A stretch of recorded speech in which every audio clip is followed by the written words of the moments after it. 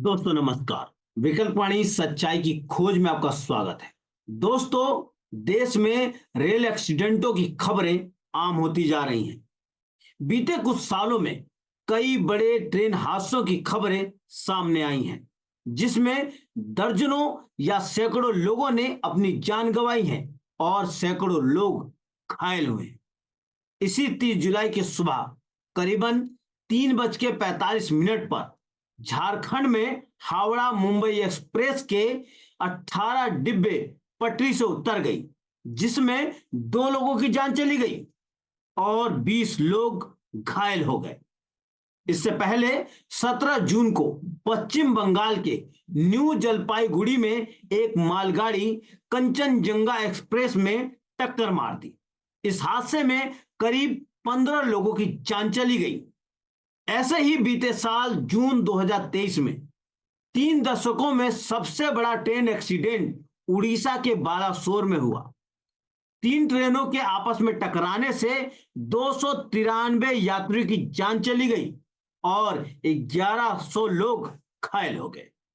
इसके अलावा कई ऐसे ट्रेन हादसे हुए हैं जिसमें जान माल का नुकसान नहीं हुआ है, मगर सरकार का दावा है 2014 से 2024 के बीच में रेल हादसे बहुत कम हुए हैं। सरकार का यह भी दावा है रेल दुर्घटनाओं को रोकने के लिए कवच सिस्टम शुरू किया गया है। रेल कवच सिस्टम क्या है? रेल कवच सिस्टम एक ऑटोमेटिक ट्रेन प्रोटेक्शन सिस्टम है। इस कवच सिस्टम को इंजन और पटरियों में लगाया जाता है, जिससे ट्रेन की स्पीड को कंट्रोल किया जाता है। खतरे का अंदेशा होने पर ट्रेन में अपने आप ब्रेक लग जाता है। यह भी सरकार का दावा है अगर एक ही पटरी पर 2 ट्रेन आमने सामने से आ रही हैं, अगर दोनों ही ट्रेनों के इंजन में कवच सिस्टम लगा हुआ है तो कवच सिस्टम एक्टिव हो जाता है। कवच ब्रेकिंग सिस्टम को भी एक्टिव कर देता है और ऑटोमेटिक ब्रेक लग जाता है। इन सरकारी दावों के बावजूद रेल दुर्घटनाओं की खबरें दिन प्रतिदिन आ रही हैं। रेल मंत्रालय रेल हादसे के लिए रेल चालकों, सिग्नल फेलियर या पटरियों की अधूरी रिपेयरिंग को जिम्मेदार ठहराते हैं। अधिकारी भाषा में इन्हें मानवीय भूल बताया जाता है। रेल हादसे में मरने वालों को और घायलों को कुछ थोड़ा बहुत मुआवजा देने का ऐलान कर दिया जाता है। देश की मीडिया के लिए रेल हादसा एक खबर है और कुछ नहीं। मीडिया सरकार से बिल्कुल नहीं पूछती इन रेल हादसों को रोकने में ट्रेन सेफ्टी सिस्टम फेल क्यों है। इन रेल हादसों के लिए रेल मंत्रालय, रेल मंत्री और उसके बड़े अधिकारी जवाबदेह क्यों नहीं है। इन सवालों पर मीडिया चुप्पी साध लेती है। मगर मीडिया की खबरों में लोको पायलट्स, सिग्नल और टेलीकम्युनिकेशन विभाग के कर्मचारी और ट्रैकमैनों को दोषी बार बार ठहराया जाता है, लेकिन मीडिया की खबरों में इनके काम के हालात पर कोई खबर नहीं होती, या यूं कहें कोई चर्चा तक नहीं होती। आज रेल दुर्घटनाओं पर हमसे खास बातचीत करने के लिए लोको पायलट्स, सिग्नल और टेलीकम्युनिकेशन विभाग के कर्मचारियों और ट्रैकमैनों के लीडर हमारे बीच में हैं। इनसे हम खास बातचीत करेंगे और इस मसले को समझने की कोशिश करेंगे। विकल्प वाणी सच्चाई की खोज। कांताराजू जी, कई बार ऐसी खबरें सामने आती हैं रेल पटरी से उतर गई, जिससे हादसा हो गया। हम आपसे यही जानना चाहते हैं बार बार पटरियों से रेल क्यों उतर रही है, इसकी मुख्य वजह क्या है? First first is the very important चीज इज प्राइवेटाइजेशन। अभी प्राइवेटाइजेशन बहुत ज्यादा चल रहे हैं रेलवे में। हमारा ट्रैक में लगभग 4,50,000 लगभग सैंक्शनड वैकेंसी है। बट ये अभी प्रेजेंट में हम लोग 3.7 थाउजेंड समथिंग ट्रैक मेंटेनर काम कर रहे हैं। वैकेंसी का बहुत कम है। हमारा लोग एक ट्रैक मेंटेनर 10 ट्रैक मेंटेनर का काम एक ही आदमी करे। मानसिक रूप से वो दैहिक रूप से बहुत शोषण हो रहा है हमारा ट्रैक मेंटेनर का। अभी प्राइवेट आदमी आ रहे हैं, कॉन्ट्रैक्टर लेबर का तरह से आता है, उसका कोई टेंशन नहीं, लेना देना नहीं, हम का जीवन है ये काम के लिए। हम लोग सब कुछ अर्पित करता हो ट्रैक मेंटेनर, वो धूप में हो, वो बारिश में हो, किसी भी किसी भी सीजन में हम लोग 24/7 ट्रैक का पेट्रोलिंग करते हो हम लोग। बट प्राइवेट लोग वो वैसा नहीं है, ये छोड़ता है, ये जॉब छोड़ता है, वो दूसरा जॉब में चलने के लिए रेडी हो। इसलिए प्राइवेट लोग का टेंशन नहीं है, उसका वैल्यूबल पैसेंजर सेफ्टी का वैल्यूबल नहीं मालूम नहीं होता उस लोगों का, कोई ट्रेनिंग इनिंग कुछ भी नहीं देता वो लोग का। हाँ, वो लोग डायरेक्ट डायरेक्ट काम करने के लिए आते हैं, वो टेंडर वाला को से कहाँ से लेके आता है पता नहीं है, वो लेके आता है डायरेक्ट बेचता है ट्रैक में, वो काम करता है चलता है, उसका कोई मतलब भी नहीं है वो क्या है ट्रैक में। ये एक पॉइंट भी बहुत इंपॉर्टेंट है ट्रैक में, बट ये लोग समझा नहीं है, वो उसका काम करता है चलता है। इसलिए वैकेंसी बहुत इंपॉर्टेंट है, हमारा ट्रैक मेंटेनर का वैकेंसी अभी तक फिल नहीं करे।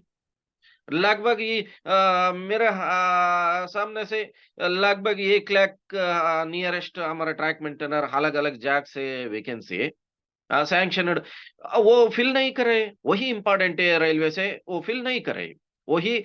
इसलिए अभी डबल लाइन चल रहे पूरा देश में, 5 साल से बहुत डबल लाइन हो गया, बहुत बहुत सेक्शन से, अलग अलग सेक्शन से, मेन लाइन से बाजू में बगल लाइन होता है उसका, एक ही गैंग में दोबारा एक गैंग में डालना, वो डबल लाइन मेंटेन करने के लिए डबल सैंक्शन का जरूरत है, डबल स्ट्रेंथ का जरूरत है ट्रैक मेंटेनर का, वो भी सैंक्शन नहीं करे। वो भी एक ही गैंग में डबल लाइन मेंटेन करते हैं हम लोग, पूरा देश में बहुत सारे हो गए ऑलरेडी डबल लाइन, पूरा देश में अलग अलग स्टेट में, बट अभी तक वो 5 साल से वो डबल लाइन का वैकेंसी फिल नहीं करे। इसलिए हम लोग, मैं निवेदन करता हूँ इस मीडिया का पर, वो डिलेमेंट का, पैसेंजर सेफ्टी का, देश का करोड़ों करोड़ यात्रियों का रेल सेफ्टी बहुत इंपॉर्टेंट है।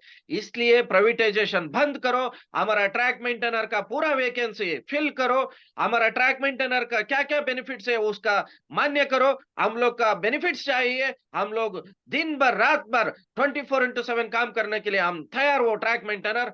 शुक्रिया शुक्रिया। आप ये महत्वपूर्ण है कि जो रेलवे में प्राइवेटाइजेशन बढ़ रहा है, कॉन्ट्रैक्ट पे जो ट्रैकमैनों को रखा जा रहा है, एक वो कारण है। दूसरा, आप जो उठाना चाहते हैं, वैकेंसियां बहुत खाली पड़ी हैं जिसको सरकार भर नहीं रही है। एमपी देव जी, अक्सर रेल हादसों के लिए रेल चालक की लापरवाही एक वजह बताई जाती है। ये जो आरोप है, इस पर आप क्या कहना चाहते हैं?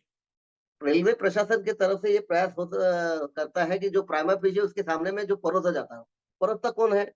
जो स्पॉट पे गया है वो अधिकारी जैसा बताता है वो उसके आधार पे रेलवे के प्रवक्ता जो है इस टाइप का अंदेशा व्यक्त करते हैं। वो कंफर्मेशन नहीं होता। कंफर्मेशन कब होता है? जब कोई इन्वेस्टिगेशन होता है।